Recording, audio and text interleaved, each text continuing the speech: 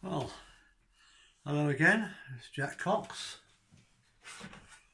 author of Love Not Fear.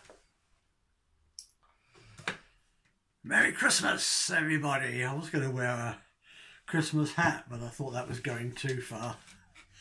But I just wanted to put out a little Christmas message for you all. Hope you're having a wonderful time. I want to read you a little article that I wrote last week. I mentioned it briefly last week. Why do we celebrate Christmas in December? Pope Julius I chose to celebrate the birth of Jesus during the existing Roman holiday Saturnalia, birthday of the unconquered sun, December the 17th to the 25th. It made sense to piggyback Jesus' birthday onto the winter solstice because both gave renewed hope for the world.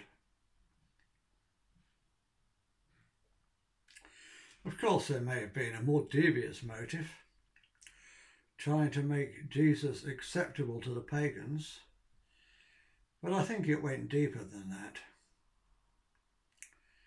Today, Christianity is one of the world's most popular religions. But back in the 4th century, it was less well known.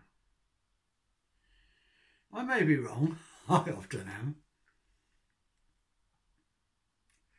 but was trying to establish Jesus into a long line of sun gods like Osiris and Apollo, also celebrated on the winter solstice, and who the pagans would have already been familiar with.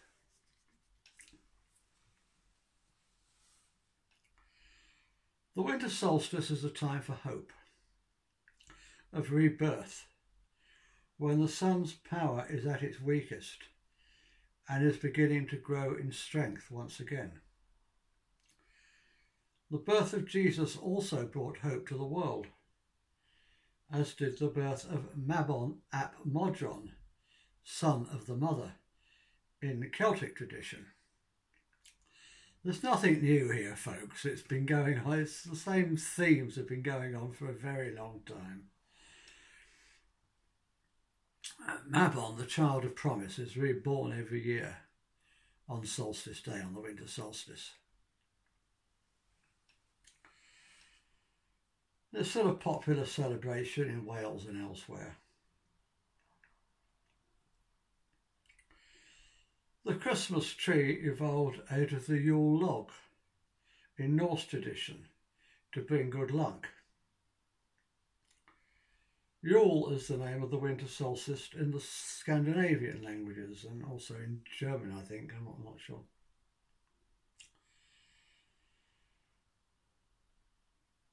The Yule log was originally an entire tree. It was chosen very carefully and brought into the house with great ceremony. By house, of course, we're talking about the great feasting lodges.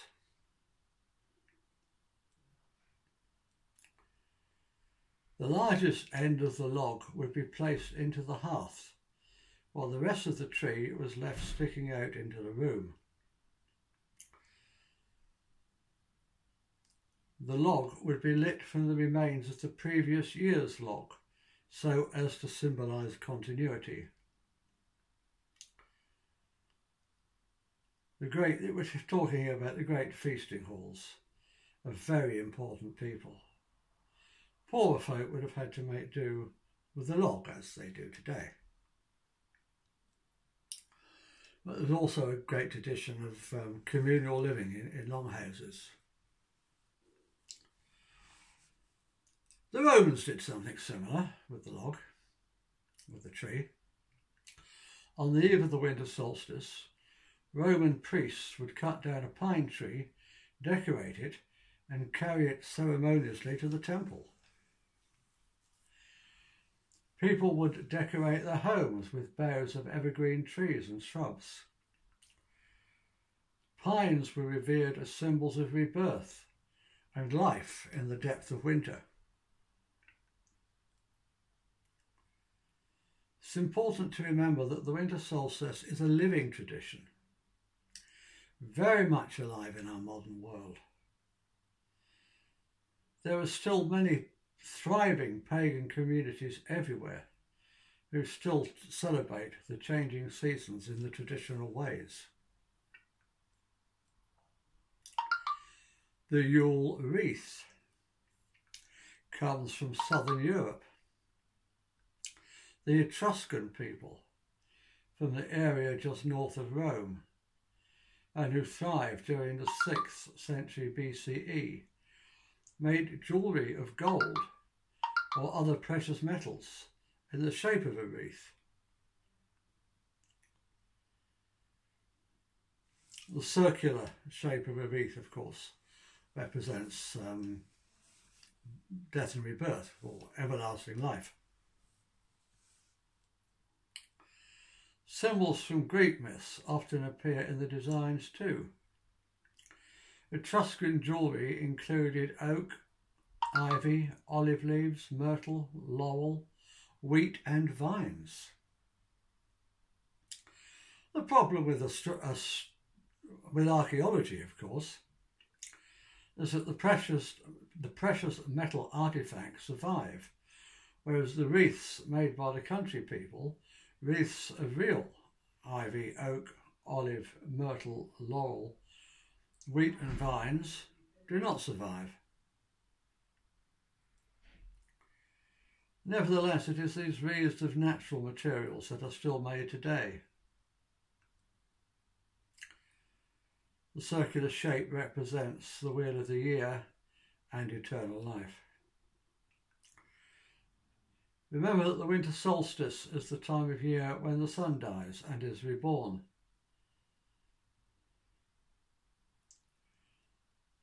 Although in the Christian tradition that theme is played out, the rebirth tradition is played out at Easter, the time of the rites of spring. Evergreen vegetation represents everlasting life and are traditionally hung around doorways and windows. Mistletoe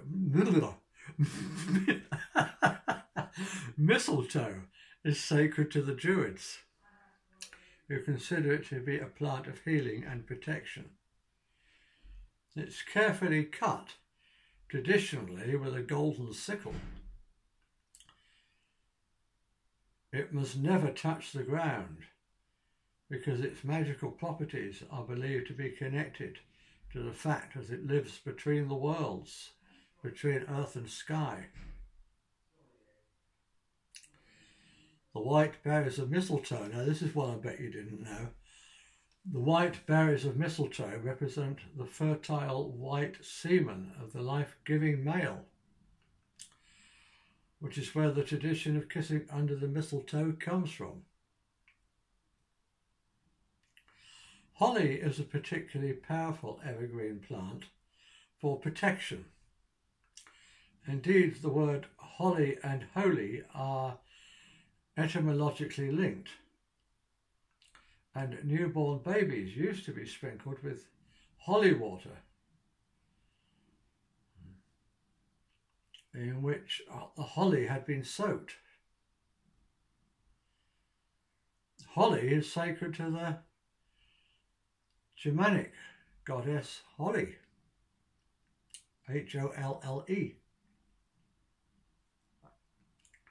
and symbolises everlasting life, goodwill and potent life energy. Its red berries represent female menstrual blood. Together, mistletoe and holly represent the Hieros Gammus, or sacred marriage, at this time of year with the rebirth of the sun. S-U-N/S-O-N. It's the same thing, isn't it? Ivy is an evergreen symbol of immortality and resurrection. It reminds us of reincarnation and rebirth by the way it grows in a spiral. In the Egyptian tradition, ivy is sacred to Osiris, where his death and resurrection is a central theme. To the Greeks, ivy is sacred to Dionysus, god of vegetation and the return of springtime. This is also true in the Roman tradition. I pronounced that wrong, didn't I?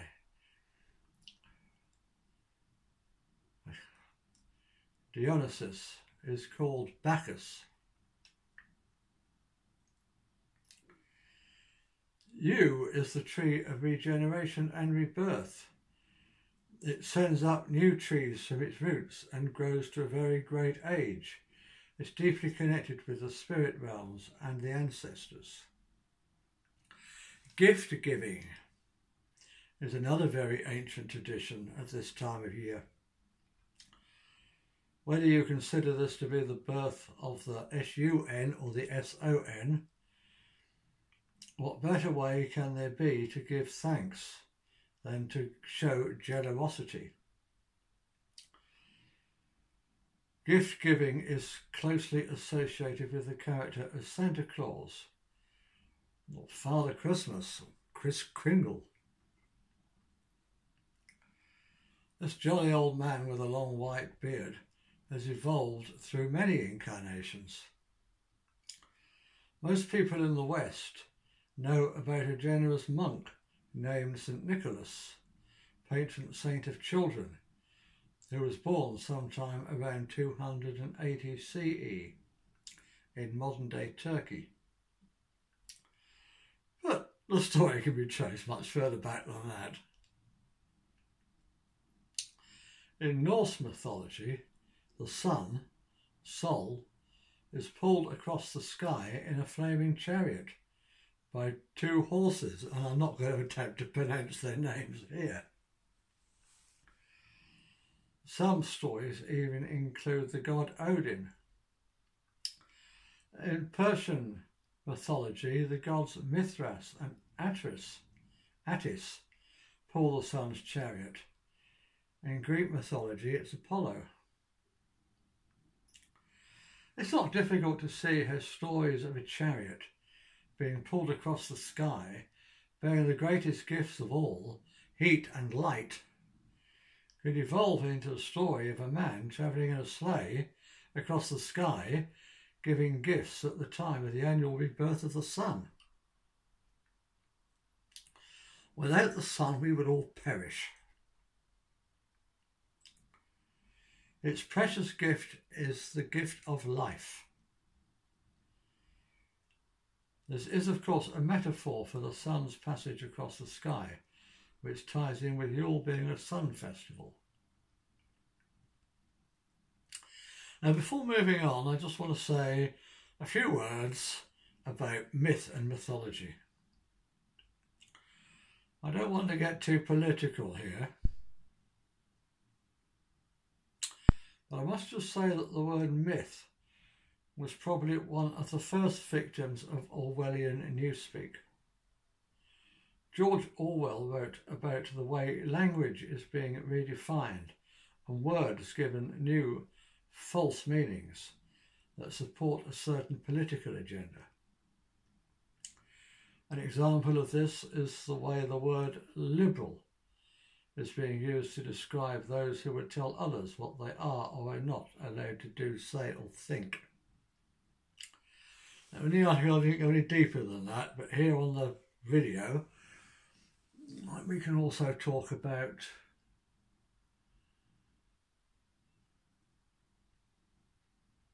Antifa. The way the word fascist is being redefined. Antifa is the rebirth of the of Hitler brown shirts, people that go about beating people up and disrupting political meetings that Hitler didn't agree with, and that the new so-called progressive left don't agree with now. And yet they call themselves anti-fascists. It's ridiculous, isn't it? Absolutely ridiculous. They are the fascists. They are the new fascists. Anyway, going back to this article. There has been a systematic effort in recent centuries to try and discredit mythology, to paint it as stories told by uneducated primitive people who didn't know the things we know today, to try to explain things they couldn't possibly understand. What a load of BS. Today the word myth is used as a synonym for falsehood or fallacy. But that is not what it means. A myth is like a parable. Myths are beautiful stories that contain great truths for those who make the effort to dig deeply into them. We ignore or play down these ancient stories at our peril. The Christian Church has tried to discredit pagan peoples with a concerted campaign of misinformation about them. Instead of looking for the common threads that could unite Christians and pagans, they sought only for the differences that they could use to create division, divide and conquer. Fortunately, this is now beginning to change, and this article is one attempt at pointing out the common threads. Christmas / Yule should be a time of love and unification. The truth will set us free. So when was Jesus actually born? Well, we don't know for certain, as it wasn't recorded. But there are clues, such as shepherds watching over their flocks.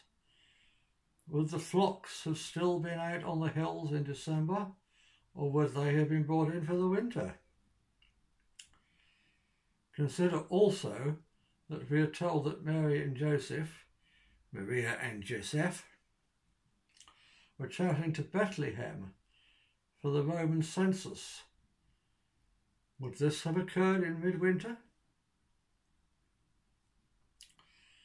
Indeed, we can't even be sure what year Jesus was born in, let alone which month. The Gospels place the baby Jesus during the reign of King Herod I, also known as Herod the Great. Herod was a Roman client king of Judea, who was born in 72 BCE and died in 4 BCE. So according to that marker, Jesus must have been born sometime during 4 or 5 BCE. But then we have another gospel story that places the birth during the Roman census. Am I going to attempt to pronounce this? I don't know. Am I going to be brave? Quirinius. Oh, to hell with it. Anyway, look it up. I'll put the link below. Anyway, the census occurred during 6 CE. Clearly, both accounts cannot be true. And the closest we can get is to say that Jesus was born sometime between 5 BCE and 6 CE. So yes, it made perfect sense then as now to celebrate the birth of the bringer of light and hope for the world at the winter solstice, when people were already giving thanks for the return of the newborn son. So to those of you that say that Christianity has no place in our Yule celebrations, or that paganism has no place at Christmas, Let me say that as far as I'm concerned, everyone is of good heart is welcome at the table. The songs we sing may be slightly different, but our tunes are not that far apart, and all tolerant paths lead to the centre. Well, I'll put a link below to the article, and there's a comment section in there, so you have your say. Come along and have your say. You may disagree with everything I've said, and that's fine.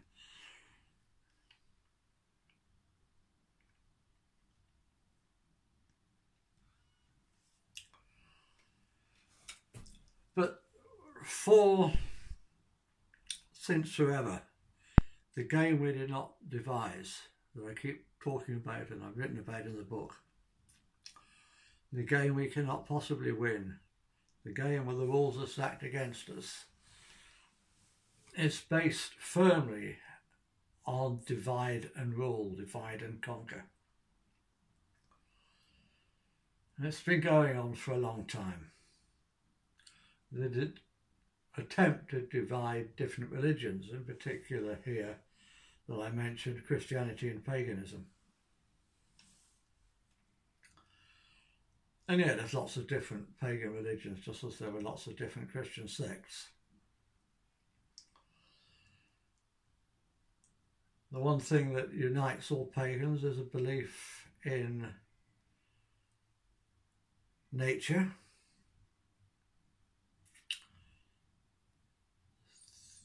celebrating the wheel of the year, in other words, the changing seasons. The seasons go around in a never-ending cycle. We call that the wheel of the year. And of fertility. Fertility is not that as so important today in an overpopulated world, but it was very, very important to our ancestors, who needed to keep the population up in order to survive.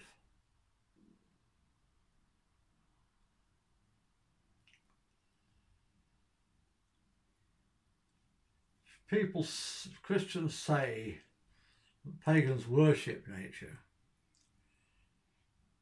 And yes, that's probably true. And why not? Somebody once said, and I rather like this one, at least we can prove that nature exists. Another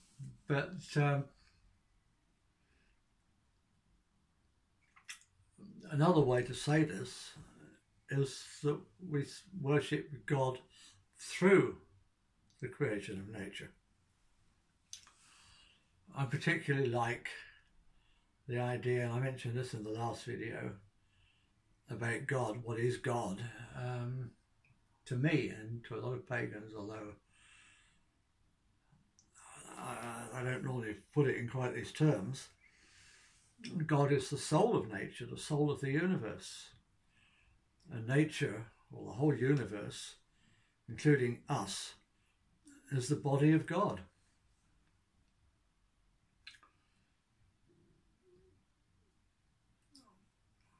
It says that we have many gods and goddesses. Yes, we do.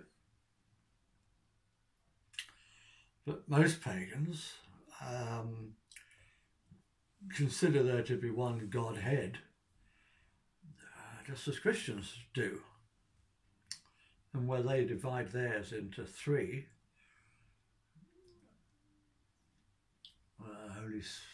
God the Father, God the Son, and God the Spirit,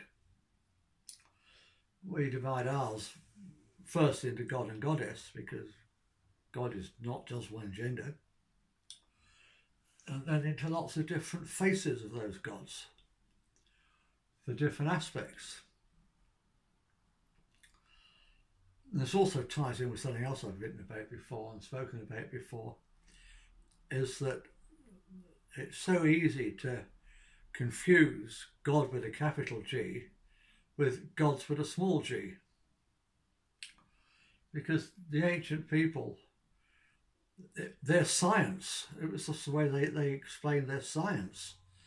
They called the elements of nature gods. It's just their language. Didn't mean anything.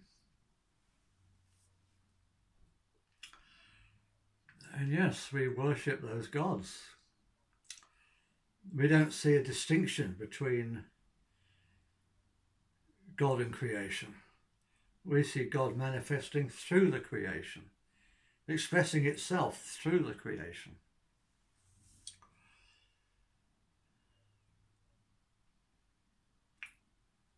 So let's look for the common themes that could unite us, and not the small differences of detail that the darkness tries to use to divide us.